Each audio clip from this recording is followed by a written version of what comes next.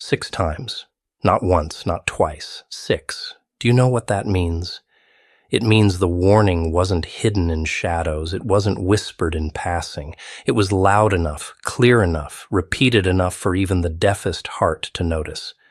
But you didn't. You brushed it off.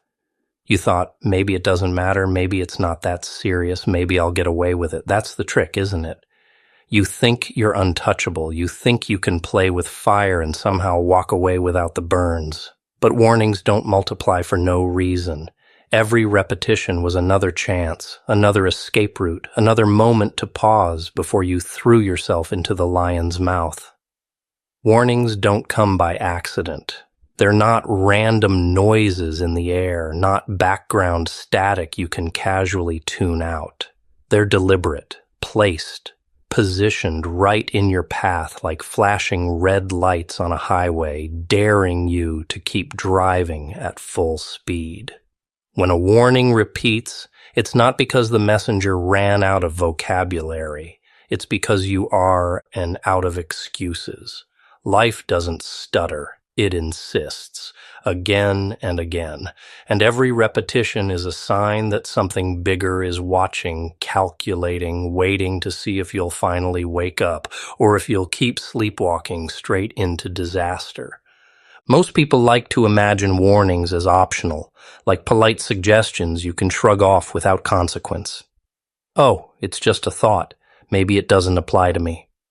That's the lie we tell ourselves, isn't it? We place ourselves above the line, above the rules, as though the fire burns everyone else but somehow skips over us. But reality doesn't play favorites. The warning doesn't multiply because you're special. It multiplies because you're stubborn. And each time it comes, it slices away another layer of your excuses until the truth is standing naked in front of you. You knew, you heard, you ignored. That's the frightening part. 6 warnings don't just speak about the danger ahead. They reveal something about you, about your heart, about that twisted love for the edge you can't seem to resist. Because ignoring 1 warning, that can be a mistake. Ignoring 2, that's careless. But ignoring 6, that's willful blindness. That's you plugging your ears and humming your favorite song while the walls around you crack louder and louder. You convince yourself it's nothing, but deep down, there's that knot in your stomach that knows, the kind of knowing you can't shake when you close your eyes at night, the kind that whispers, you had your chance. Warnings are gifts wrapped in sharp edges. They aren't designed to make you comfortable. They're meant to sting, to jolt you, to shove you back from the cliff. But if you treat them like noise, you miss the point. You turn life preservers into background chatter. And the cruel irony is that the very repetition you dismiss as nagging is the proof of how much time you've already been given. Time you can't get back. Time you wasted believing you were immune. Think about it. If a train is coming, how many signals do you really need before you step off the tracks? 1 horn should be enough. 2 would be mercy. But 6 is absurd generosity. 6 is patience stretched thin. 6 is a clock ticking louder while you keep your eyes glued to your reflection in the glass. And when that train finally hits, it won't matter that you thought you had more time. It won't matter that you pretended not to hear. The warnings will stand as witnesses, proof that you weren't blind. You were just arrogant enough to believe you could gamble with fate and win. Every warning is a mirror. Each one reflects back the same question. Will you change, or will you stay the same? And when the mirror keeps showing up and you keep looking away, you're not escaping it. You're building your own case against yourself. 1 warning is chance. 6 warnings? That's a trial, and the verdict is already hanging over your head. Because warnings don't multiply forever. They stop. And when they stop, it's not because the danger went away. It's because the time for listening is over and the time for consequences has arrived. There's something strange about silence, isn't there? That moment after the warning has been given, after the voice has spoken, after the sign has flashed in your face, and yet nothing changes. You walk out into the world as if you didn't just hear what you heard. You sip your coffee, check your phone, laugh at some meaningless joke, all while carrying this heavy little secret that you've been told not once, not twice, but repeatedly, don't go public. And still, your chest burns with defiance. The more you're told not to, the more it feels like you have to, like the restriction itself becomes the temptation, like the lock on the door makes you itch to see what's behind it. And that's the flaw, isn't it? The human itch. Tell someone not to touch the fire, and their fingers twitch. Tell someone to stay quiet, and suddenly their throat aches to speak. It's never about need, it's about rebellion, a twisted craving to prove that no one, not even God himself, gets to control your voice. But here's the catch. Warnings aren't about control. They're not a leash meant to choke you. They're protection, a shield, a barricade between you and what's waiting on the other side. The kind of waiting that isn't patient or kind, the kind that devours. And when you break through, thinking you've outsmarted fate, you don't find freedom, you find teeth. It's almost laughable, the way people confuse obedience with weakness. They hear the word don't and instantly translate it as, you're not capable, you're not powerful, you're being caged. But what if it isn't about you being caged? What if it's about the beast outside the cage? What if the 6 warnings weren't chains on your wrists, but barriers keeping the monster from ripping you apart? You wouldn't laugh at a locked door if you knew what was scratching at the other side.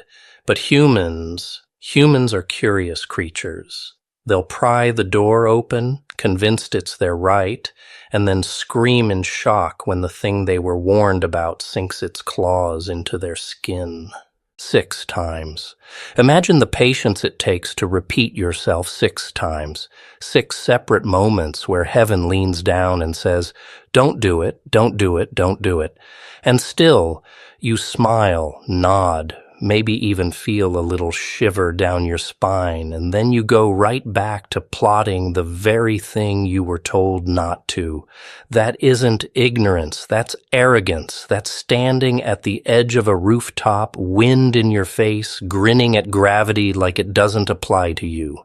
It always applies, and the ground is always waiting. The truth is, the warnings aren't just about the act, they're about the heart behind the act. Every time you ignore the voice, every time you shrug it off, you harden yourself. You dull that edge of conviction, you make it easier to walk into the fire next time, until eventually you don't even hear the warnings anymore. Not because they stopped, but because you tuned them out so long that your ears grew deaf. And when that silence comes, when the warnings vanish, that's not freedom, that's judgment. That's the moment the game shifts, the cards flip, and you realize you've been gambling with a loaded deck. Warnings don't keep repeating to annoy you. They repeat because of what's at stake. If it wasn't serious, you wouldn't hear it more than once. But 6 times, that means something colossal is hanging over your head. Something so massive you can't even imagine the fallout. And still, you flirt with it. You treat it like a dare. You want to believe the rules bend for you, that somehow you're the exception. But exceptions are illusions, and every gambler learns sooner or later, the house always wins. So when you're told 6 times not to go public, it isn't censorship, it isn't control, it isn't fear. It's survival. It's a net being thrown over you while you thrash, convinced it's holding you back, not realizing it's the only thing keeping you from drowning. And the tragic comedy of it all, when you finally cut through that net in the name of freedom, you'll feel powerful for a moment, just a moment, until the waves close over your head and the silence swallows you whole. Funny thing about warnings. People think they come wrapped in thunder and lightning, fire and brimstone, the kind of spectacle that makes the hair on your arms stand straight. But most of the time they come soft, a whisper, a flicker, a tiny little voice gnawing at the edge of your skull saying, "Don't do it." And you hear it, oh yes, you hear it loud and clear, but instead of pausing, instead of taking it for what it is, you shove it aside like background noise, like static on an old television. That's how the downfall begins. Not with chaos, but with dismissal. Not with a roar, but with a shrug. You want to know the secret about those 6 warnings? They weren't just about the act itself. They were tests. Each one was a chance to measure your response, to see whether you'd humble yourself or play God with your own destiny. Every warning was a mirror, placed right in front of you, daring you to look at your own stubbornness. And each time you turned away, each time you ignored it, you etched another line in the book of your consequences. It's not punishment, it's a record you wrote yourself. People love to imagine that ignoring warnings makes them bold, untouchable, rebellious in the most glamorous sense. They strut through danger like it's a runway, thinking the world will bow to their audacity. But rebellion doesn't crown you, it buries you. Ignoring what was repeated 6 times isn't bravery, it's blindness.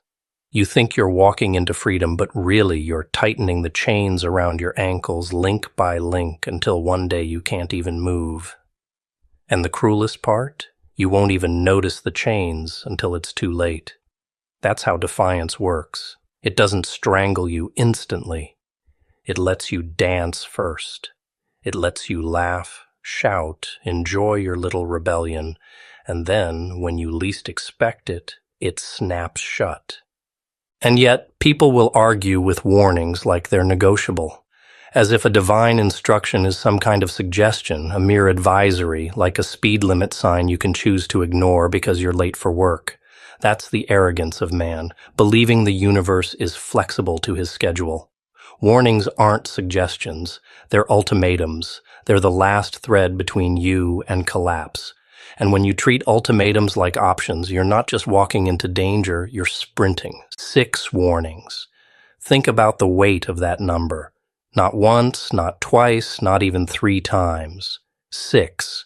Do you know what that means? That means there was room for error, space for hesitation, grace upon grace. You were given more chances than you deserved, and still you toyed with them like a child pulling petals off a flower. He loves me not.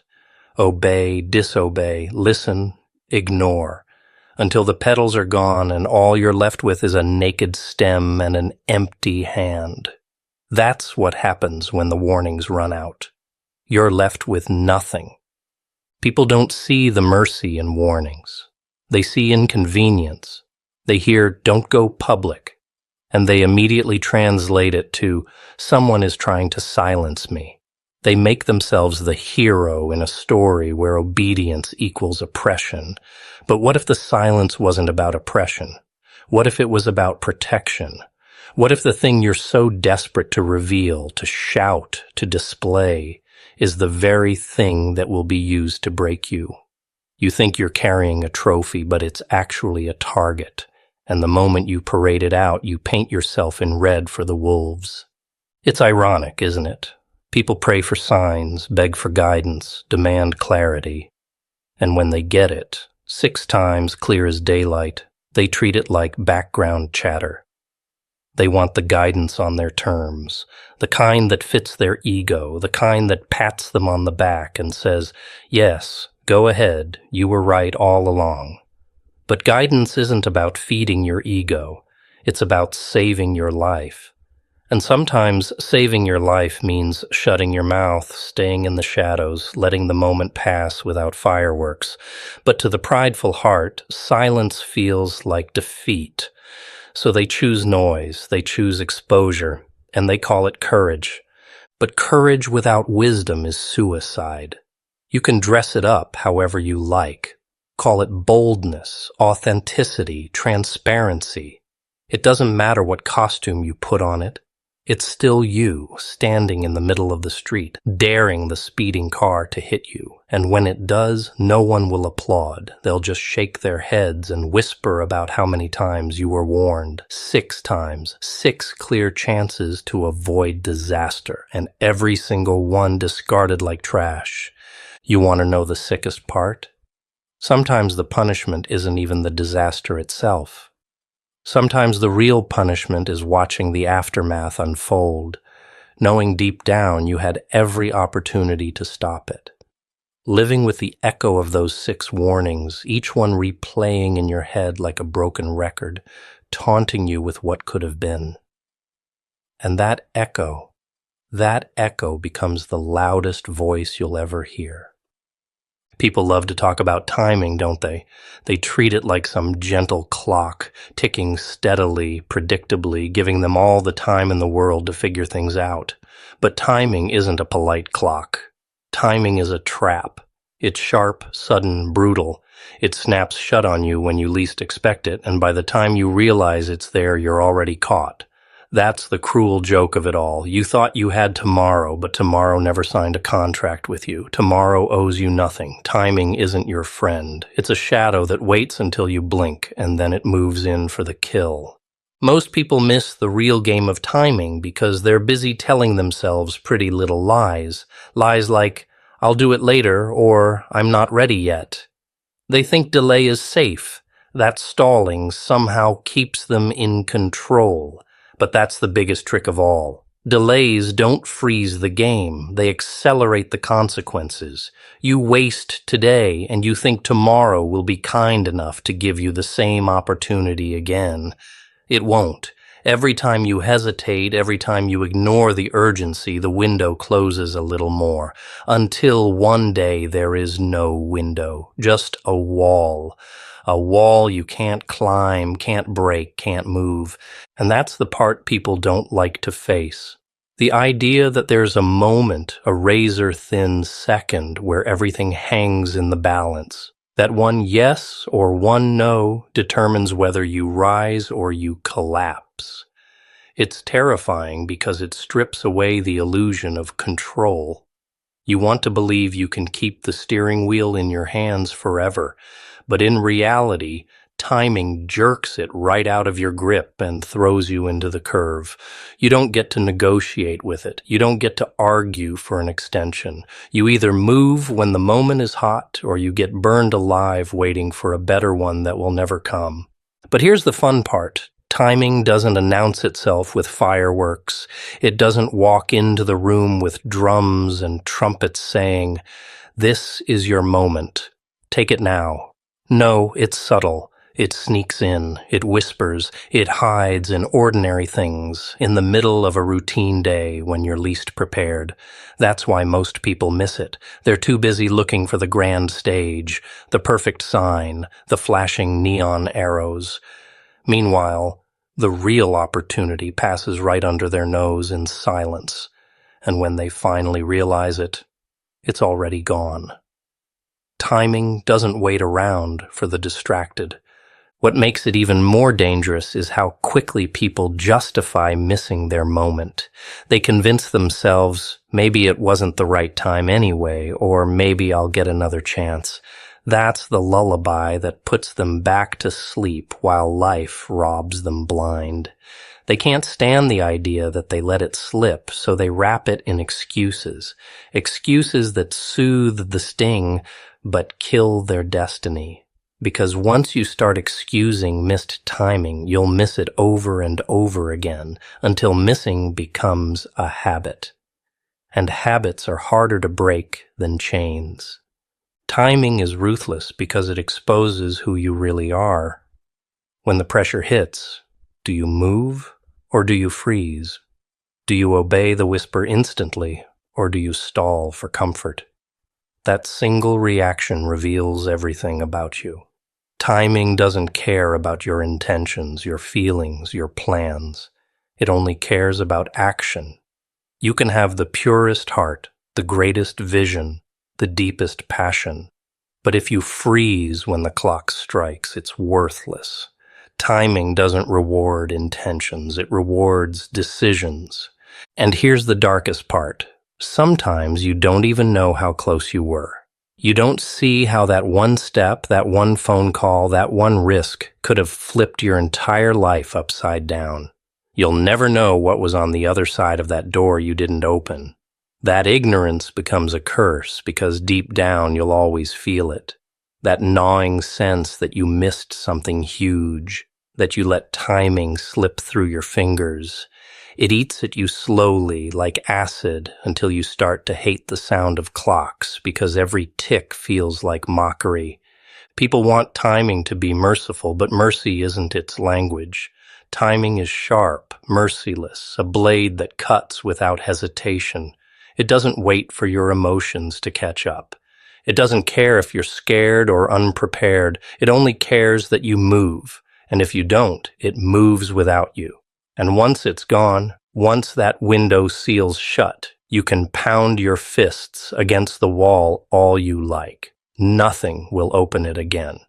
The brutal truth is this: timing is the difference between being remembered and being forgotten, between walking into destiny or crawling into regret. It's the razor edge on which everything balances, and most people never realize they're standing on it until they've already fallen off. People always think consequences arrive slowly, like some gentle tide that gives you plenty of warning before it reaches your feet. But that's a lie. Consequences are not slow. They are quick, sharp, and they don't knock before they enter. You think you can play games with time, with choices, with silence, but life doesn't hand out endless second chances. Every decision you make, every risk you dodge, every warning you ignore, it's a seed. And seeds don't wait forever. They sprout, they grow, and one day they break through the floor right beneath you. That's when you realize the monster you created with your hesitation has come home to collect. You tell yourself, I'll deal with it later, I'll clean it up when I'm stronger, I'll fix it when it's convenient. But the truth is, consequences don't care about your schedule. They don't respect your timing. They grow in the dark while you sleep. And when you open your eyes, they're standing over you, breathing down your neck. People think consequences are fair, but fair is a word people use when they're desperate to explain pain they brought on themselves. Consequences aren't fair. They're inevitable. You sow them in whispers and lies, but they return in storms and screams. The funny thing is, you never know which moment is the one that seals your fate. It could be the tiny choice, the one you dismissed as harmless, the missed opportunity, the ignored call, the careless word. That one instant could be the domino that sets off the whole collapse, and when the collapse comes, you'll look back and think, how could something so small do so much damage? But that's the nature of consequences. They hide their weight until they fall, and by then, it's too late to move out of the way. Most people live pretending they're untouchable. They believe the rules don't apply to them, that the fallout will skip over their lives. That's the most dangerous delusion of all. Because the more you think you're immune, the louder the crash when it finally hits. You can run fast, you can hide deep, you can mask yourself with success, money, or charm, but consequences have a longer memory than you do. They remember what you tried to forget, and they don't lose your scent. They circle back at the precise moment you thought you were safe, and they tear through your illusion in seconds. What makes it even more brutal is how consequences expose you. They don't just hit, they reveal. They strip off the polished mask you've been wearing, and suddenly the world sees who you really are. All the things you buried, the things you thought nobody would ever notice, come roaring to the surface. That's why people fear consequences more than failure. Failure you can explain, excuse, dress up as effort. Consequences, though, they're personal. They're the mirror you can't shatter, forcing you to stare at the reflection you avoided your whole life. And consequences don't travel alone. They bring friends, regret, shame, loss. They drag them in like uninvited guests to a party you didn't want to host. And once they're inside, they make themselves comfortable. They sit in your mind, whispering, replaying moments you wish you could erase. They don't leave quickly either. They linger until you've memorized every mistake, until you've replayed every decision in your head 1,000 times, wishing you could rewrite just 1 second of it. But wishing doesn't erase.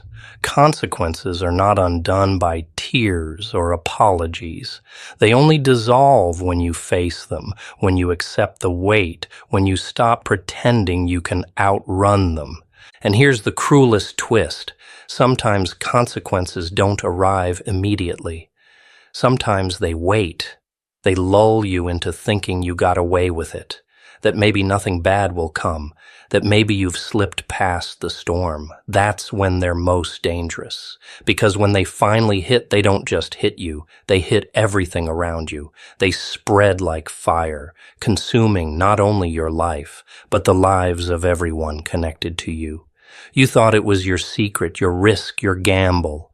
But consequences never stay contained. They leak, they spill, they infect. So when people laugh at warnings, when they shrug off the voice inside that says, don't do it, they think they're being bold. They think they're being free. But they're not free. They're just building a cage they'll eventually lock themselves in. Every warning ignored is a bar welded into that cage. And the day the consequences arrive, they shut the door. You'll rattle the bars, you'll scream for a way out. But freedom doesn't answer when you've ignored the price too many times. The truth is, consequences are the only part of life that never misses its appointment. You can skip meetings, dodge people, rewrite stories, but you can't cancel the bill that comes due. And when it arrives, it demands payment in full. Always more than you thought it would cost. Always faster than you hoped it would come. That's the real punchline. You thought you were safe, but safety was never in your hands. Funny, isn't it? The things you say out loud, the words you spit into the air like they're nothing, like they'll just vanish. They don't. They linger. They twist. They crawl into the cracks of reality and start to build something. You thought it was just a thought, just a joke, just a moment of frustration. But no, words are seeds, and seeds don't ask your permission before they grow. One day you wake up, and there it is. The exact thing you spoke, staring back at you, mocking you, reminding you that your own mouth was the architect of your fate. Words are not just sounds. They're not just vibrations in the air that vanish when the echo dies. They stick. They crawl into places you don't see. You think you were just venting, just letting something out. But the universe isn't deaf. It isn't careless. It collects every syllable like a debt, and one day it shows up with the bill. That's why some of the things you say in anger, in pain, in weakness, they don't fade away. They build, they wait, they fester. And then, when you least expect it, they bloom right in front of you, and suddenly you remember you were the one who planted that seed with your own tongue.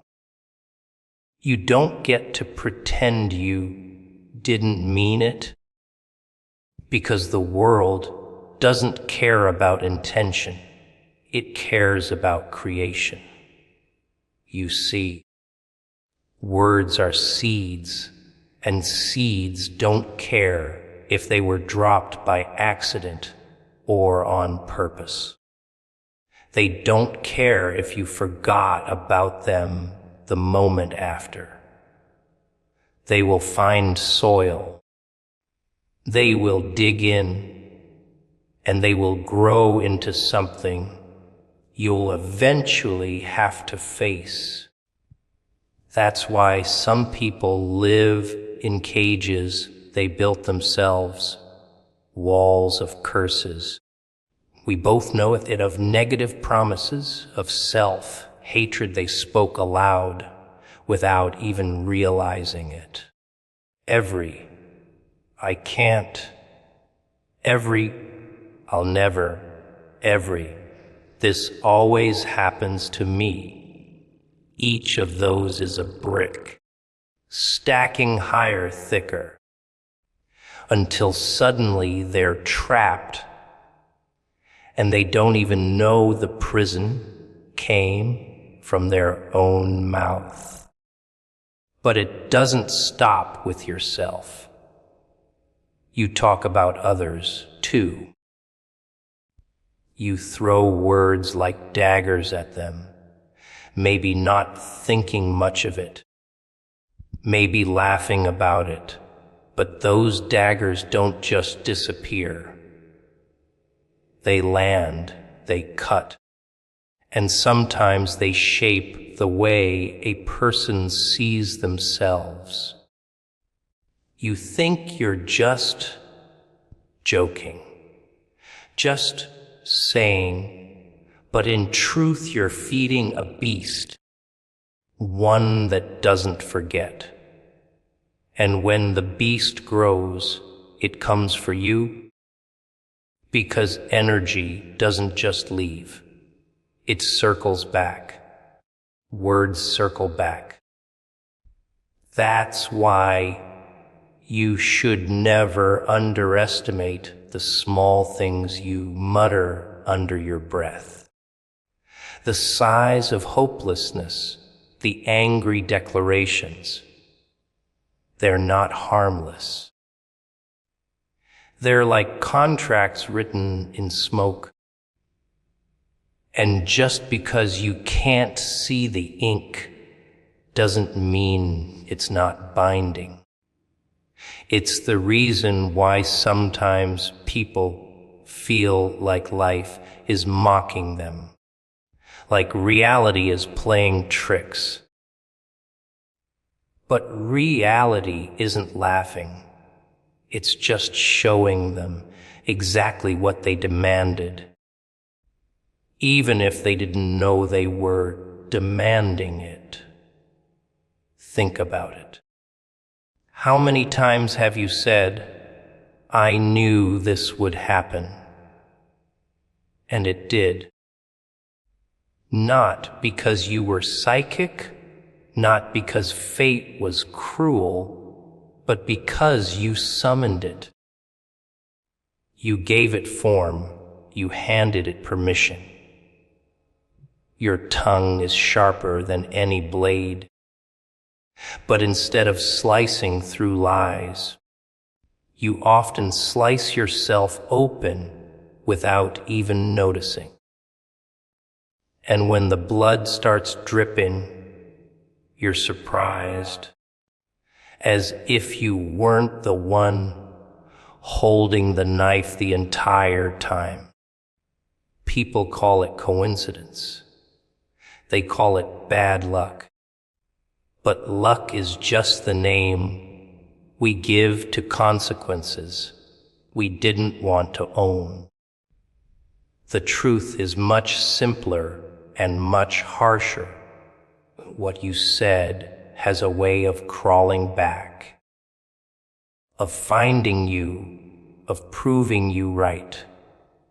You become a prophet of your own downfall.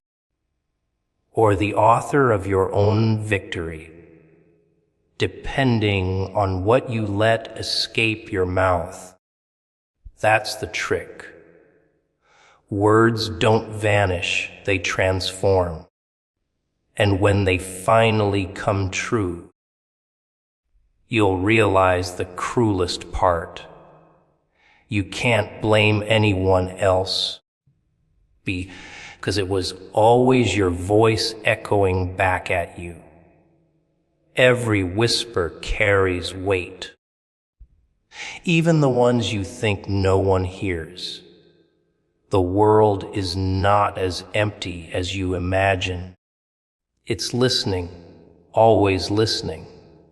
You lean in close, mutter something under your breath, maybe in frustration, maybe in sarcasm, maybe as a joke, and you think it's gone, dissolved into thin air. But it's not.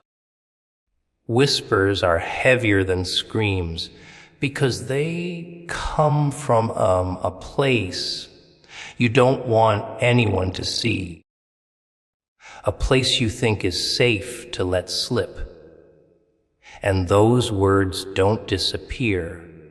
They sink like stones dropped into water, rippling out far beyond the moment you spoke them.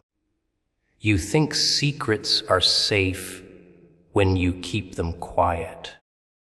You believe that silence makes them harmless. But silence doesn't erase weight. It only buries it. And buried things don't die. They wait. The quiet words you told yourself when no one was around. I can't do it. I'm worthless. This will never change. They carve themselves deep inside you. They become the voice you hear even when you're not speaking. Whispers are tricky like that. They don't shout. They don't scare you into noticing. They just linger until they turn into belief. And once you believe, reality bends to fit it. The dangerous part is you don't realize it while it's happening. You're so focused on the loud things, the insults, the shouts, the chaos, that you miss the power of the quiet confessions. They slip past your defenses because you don't take them seriously. Yet those are the ones that stick, the ones that shape the story. The loud threats of life might shake you, but the whispers you've repeated in the dark become the script you start to follow without even questioning. It's not just about what you whisper to yourself either. It's about what you let slip into the ears of others. A whisper of doubt planted in someone else's mind can ruin them more effectively than a scream ever could. Screams are easy to resist. They're obvious, they're crude. They make you push back. But a whisper, it sneaks in, sounding almost like truth. A quiet suggestion that maybe they're not good enough. Maybe they'll fail. Maybe no one cares. Once that seed is planted, it grows roots. And you don't even have to water it. They'll do it themselves. That's the cruelty of weight carried by whispers. They transfer their heaviness to whoever catches them. And don't think for a second that the universe is blind to whispers. No, whispers are the purest form of intention, stripped of performance, stripped of noise. They're raw. They come straight from your gut. So when you say them, it's like carving into stone, because you're not trying to impress anyone. You're not trying to win anything. You're confessing truth as you see it in that moment. And the world, it takes that confession as law. It starts arranging the pieces to prove you right. So what you whisper matters. Every muttered curse, every bitter sigh, every secret fear, it carries a weight heavier than you imagine. Words don't vanish just because you drop your voice. If anything, the softer they are, the deeper they cut, because no one else may hear them, but you do. The walls hear, the night hears, and reality itself has a strange way of bending down to catch them, to hold them, to remember them. And when they return to you, they don't come back as whispers. They come back as thunder. Reality bends to the sound you release. You think the world is some cold, fixed thing, solid like steel, but it's not. It's soft, fragile, malleable like clay, and every word you let out of your mouth leaves a mark on it. People think they're victims of circumstance, puppets pulled along by fate. No, no. They're just architects who don't realize they've been drawing with their tongue. You say, "I'll never make it," and suddenly the ground rearranges itself to trip you. You whisper, "I'm broken," and doors close that were waiting to open. The sound isn't just air, it's energy. And energy doesn't vanish. It shapes, it molds, it creates. You've seen it before. Someone speaks confidence even when they have nothing, and somehow things start moving for them. It's not magic, it's alignment. Their words push reality into submission, forcing it to adjust to the vibration they've set. And the reverse is true too. The ones who poison their world with constant defeat, they drown in it. Not because the world hates them, but because the world is obedient. It obeys the sound. It listens to the orders you didn't even know you were giving. Think about it. A child hears, "You're worthless," enough times, and they start living like it's true. Not because it was written in their blood, but because the words bent their sense of self until it matched. A man convinces himself he's cursed, and sure enough, every step he takes feels cursed. That's not coincidence. It's construction. He laid those bricks with his own tongue. Reality doesn't argue. It doesn't debate. It obeys. And maybe you think that's too much power for words. Maybe you laugh it off, say, they're just sounds. But that's the trap, because sounds create worlds. A word starts wars. A sentence topples kings. A phrase sparks revolutions.